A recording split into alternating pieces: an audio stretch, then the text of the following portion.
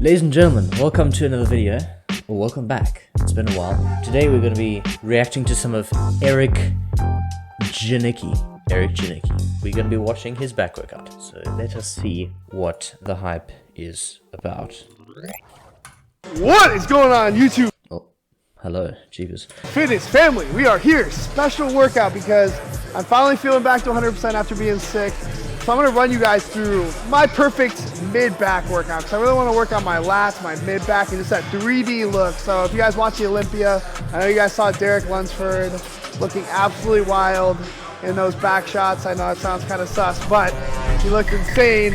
So I'm gonna show you guys how to create that super 3D Cobra back. Without further ado, let's get cranky. All right, so first movement, we are going to do a compound low row. Anytime you probably hear the saying row to grow. I think that is definitely the case. If you want to have a really solid back, you want to have a good amount of compound rowing movements, whether it be single arm or something like this. I 100% agree.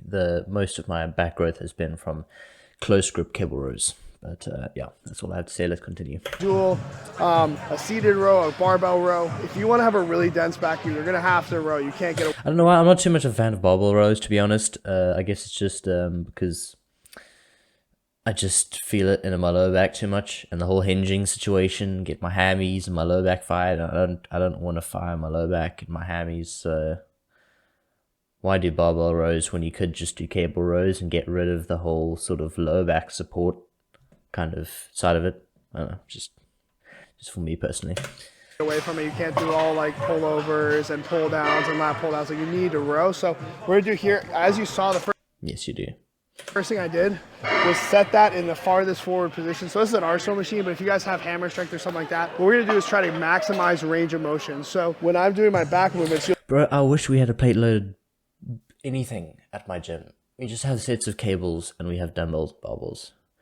We don't have any plate-loaded machines, but they're so good. I felt them like twice before. The 2 times I've worked out a different gym besides my main gym. They're very nice.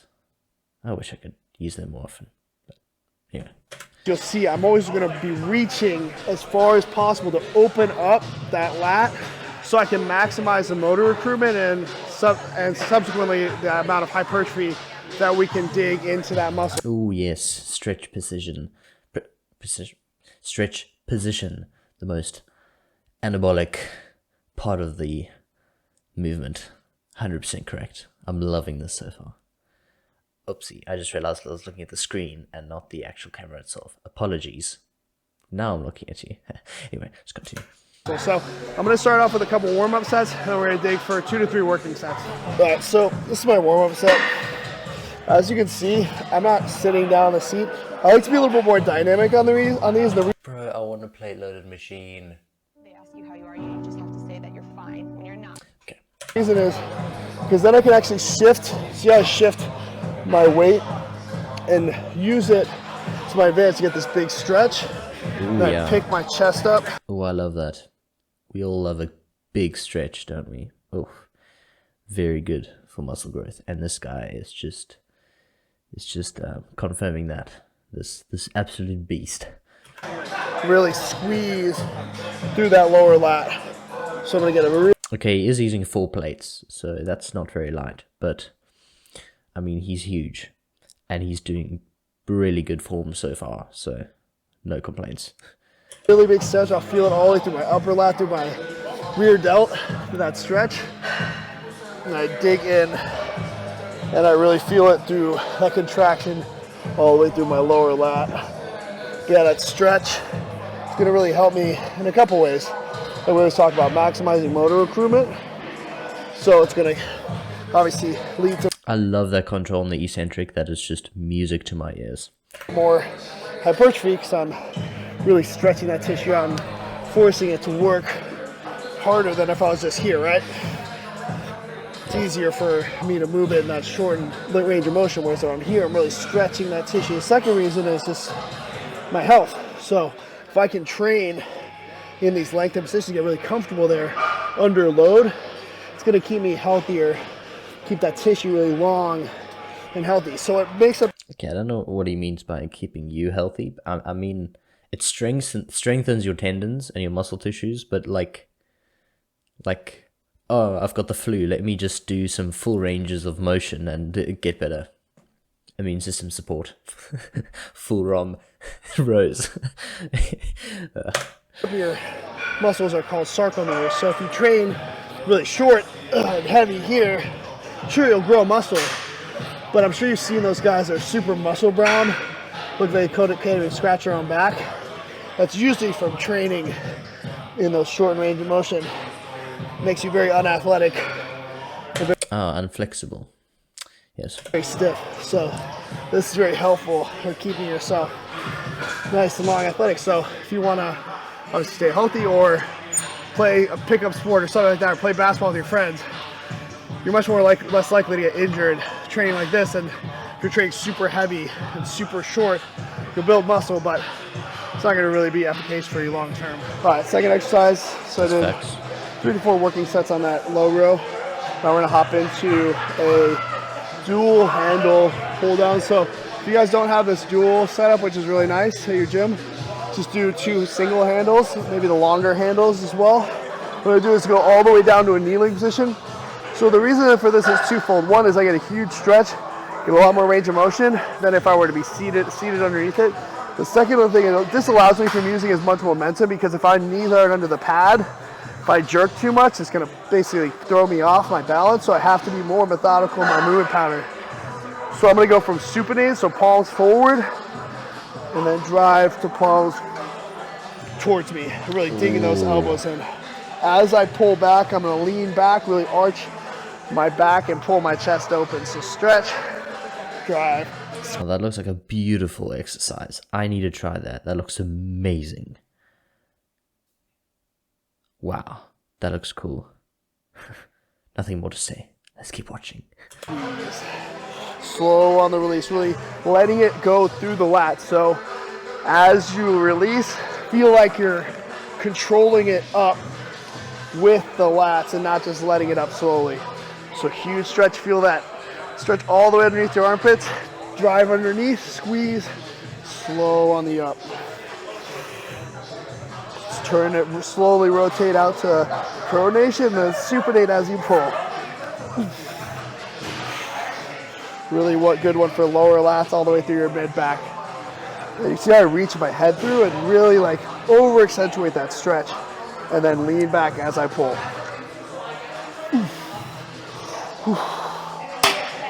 Really good burn on those.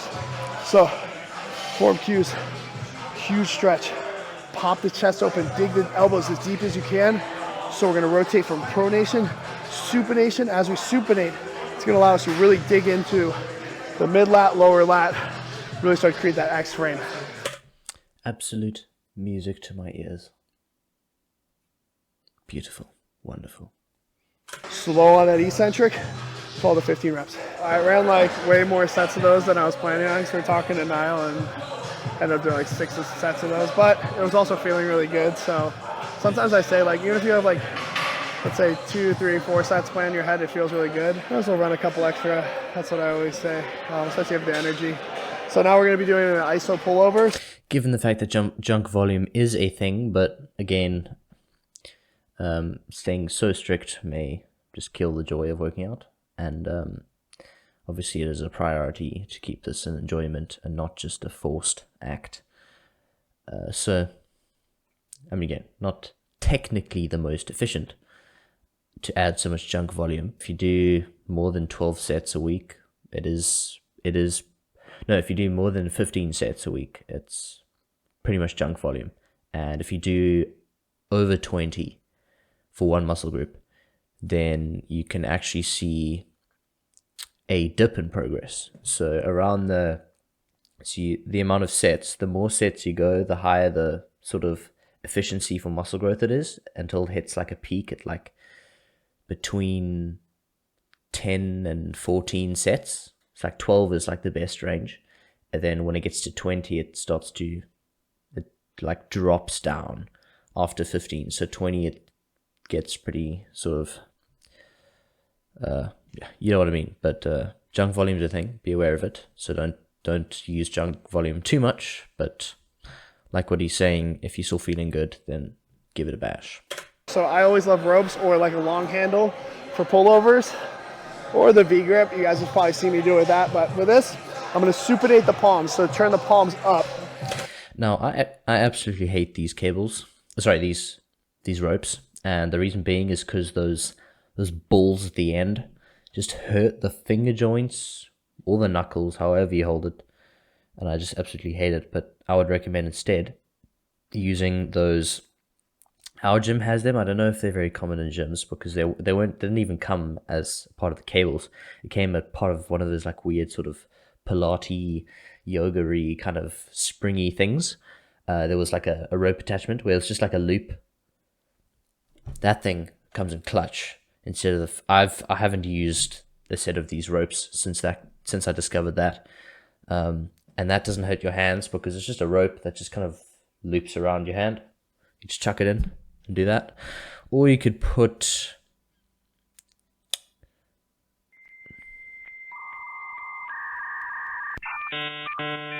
Never mind. Whatever. So a lot of people do these and do them here and more upright. What I do is lean over it and go supinated. When I supinate, it's allow me to really engage all. Yeah, 100%. Yeah, I see a lot of people, they keep like up and then they don't supinate. They're sort of just kind of like blocking the light.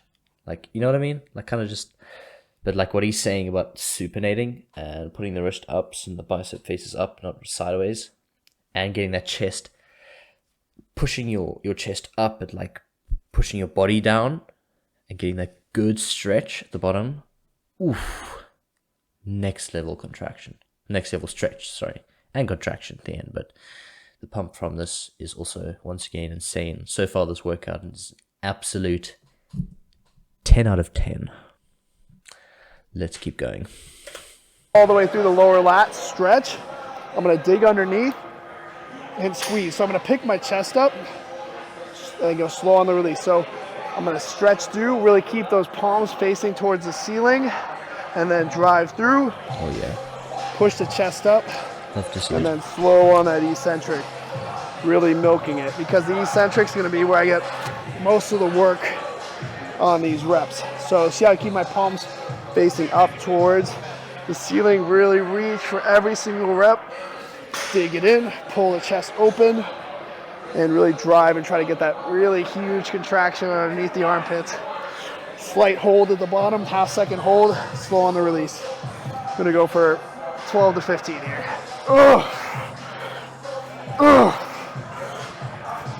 Okay, I don't know what's happening there about his whole motto about like controlled eccentric, good paused stretch. That just went out of the window for that set.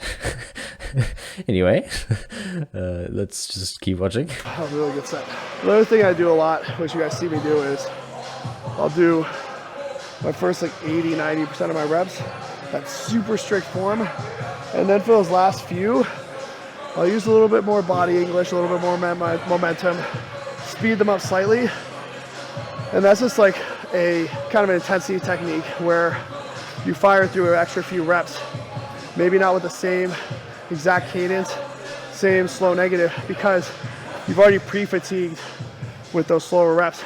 You can drive through 3 to 4, really keep the contraction, and just dig for that little bit, extra bit of hypertrophy at the end of your set. So I would say if you're a beginner, just stick to the tempos, really slow. When you get to failure with the tempo, just stop. But if you're more advanced, intermediate, it's a really good way to push extra intensity. All right, next exercise. I mean, yeah, I get that, but why not just get a good stretch? Like, even if you can't get a full rep and start doing partials, or do a drop set. Once you fail that, then put the weight down and keep going. But, I mean, especially with that movement, like bad form, like anything else, I would say it's like okay, like lat pull downs, for example, rows, it's okay to, like, once you really can't get, if you can go a little bit, like he said, like last few sets to go a little bit more momentum based. But that exercise, the lat pull through, I think it's called, that exercise, like using momentum for that, like you end up gonna start using your triceps first of all. But even if you don't, it's just like it's like a little pull from the lat, and then it just kind of swings, swing, pull from that, swing, swing. You know, there's not really. So I kind of disagree with him from that, but for that exercise specifically, I agree with him when it comes to like rows or lat pull downs or anything like that. But when it comes to the lat pull through, I don't know so much. Guys, so you're probably wondering why I'm kind of doing one of my heavier rows towards the end of the workout. It's because I like to pre-exhaust before I do some of my heavier movement patterns. So everything's really primed. I feel really warmed up. Everything's really engaged. The back feels nice and full. So instead of having to do maybe twice as many reps or go way heavier, I'm able to go a little lighter but get just as much hypertrophy because I've already pre-exhausted some of those other exercises, which are much safer, have a big range of motion, get me nice and opened up. So we're probably gonna go for like 12 to 20, I don't know, here. But nice open chest. I got dual handles on here so I can rotate the hands. So I'm gonna go, again, pronation for that big stretch into neutral grip on the squeeze so I get a really good lat pump. So I'm gonna pull off, chest nice and tall, stretch for it, pronated hands towards the ground, reach, drive, squeeze, slow on that eccentric. Nice proud chest, even on the stretch to protect the lower back and keep contraction. Squeeze in. I kind of like look up, not all the way to the ceiling, but kind of pick a point to look up so I can keep my chest nice and proud, even on that stretch position. Really good. Beautiful to see. Not really many comments, except for the fact that obviously it would be preferred for a little bit more of a stretch, but this machine doesn't look like it allows too much of a stretch.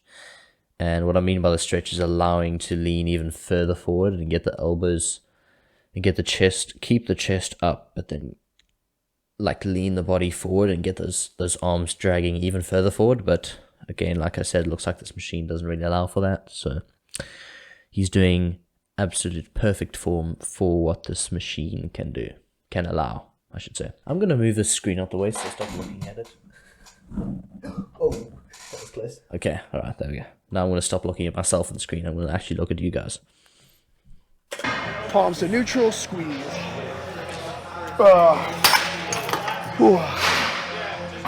Really good there. So, up close to that 15 rep range.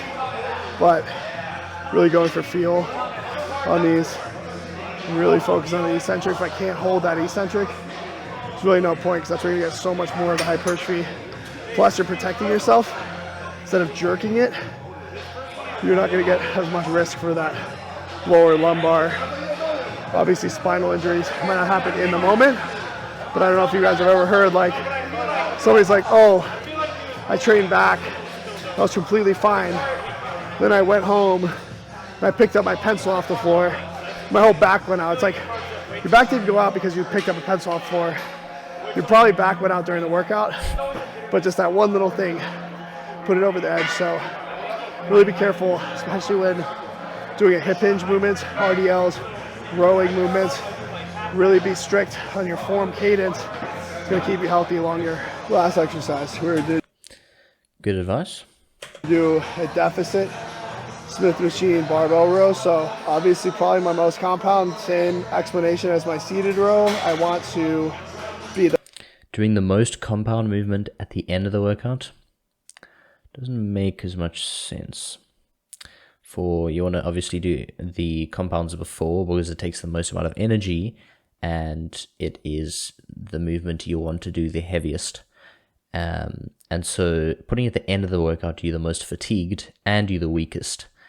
Meaning compounds, you'll significantly decrease your growth potential if you put isolation first, compounds at the end, rather than doing it the other way around. So just something to think about, but let's keep going. the most exhausted here so that I don't have to use fucking 4 plates. So I'm gonna start with 2 plates. Really good form. Click my fingers.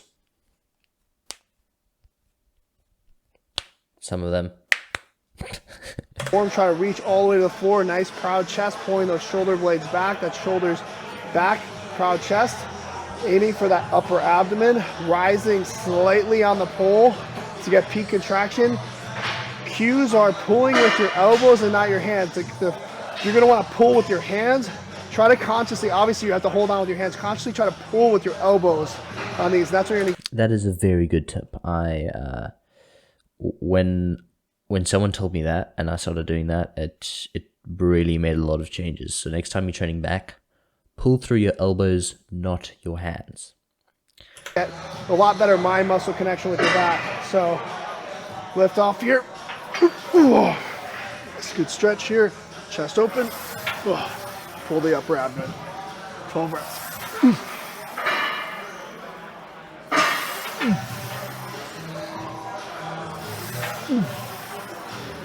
Problem with these for me personally is that my lower back just gives out really quickly, quicker than my upper back does, which is what you're training with this. Well, not necessarily upper back, but not the lower back.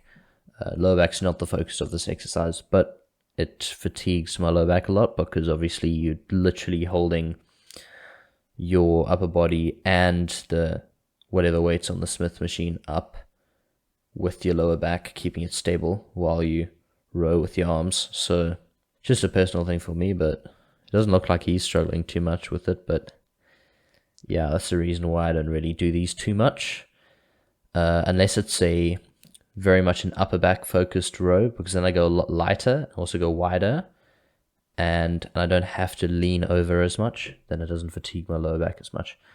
But yeah, just something to think about.